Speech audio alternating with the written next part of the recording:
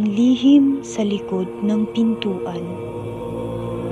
Isang hapon, sa lumang bahay ni Lisa, nagkukumpulan ang magkakaibigan. Narinig niyo na ba ang tungkol sa lumang silid sa likod ng bahay niyo, Lisa?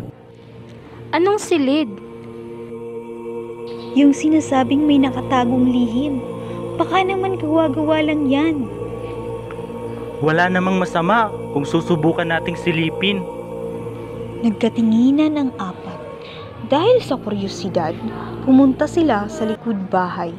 Naroon nga ang isang lumang pintuan, bahagyang natatakpan ng mga kahoy at lumang gamit. Nakakatakot. Pero, dapat nating buksan. Teka lang, baka mapagalitan tayo ni Mama. Sulyapan lang natin. Kung may kakaiba, lalayo na tayo. Nagkatinginan ang apat. Dahil sa kuryosidad, pumunta sila sa likod bahay. Naroon nga ang isang lumang pintuan, bahagyang natatakpan ng mga kahoy at lumang gamit. Nakakatakot.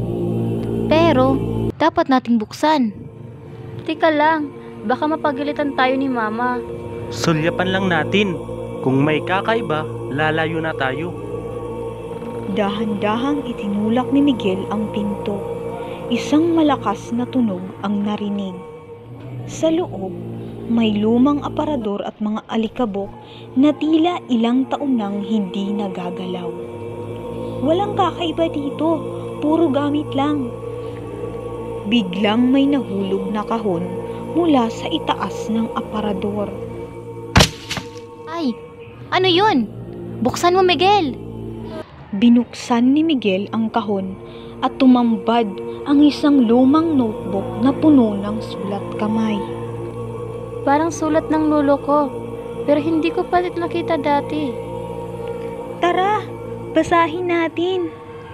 Habang binabasa nila ang unang pahina, napagtanto nilang ito pala ay isang lumang diary na pag-aari ng lolo ni Lisa na naglalaman ng kanyang mga sekreto noong unang panahon ng digmaan.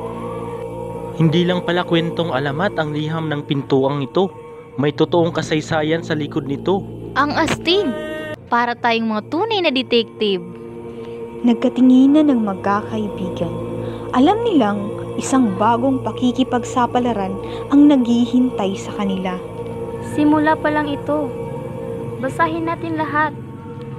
At doon nagsimula ang kanilang bagong misyon, ang tuklasin ang lihim sa likod ng pintuan.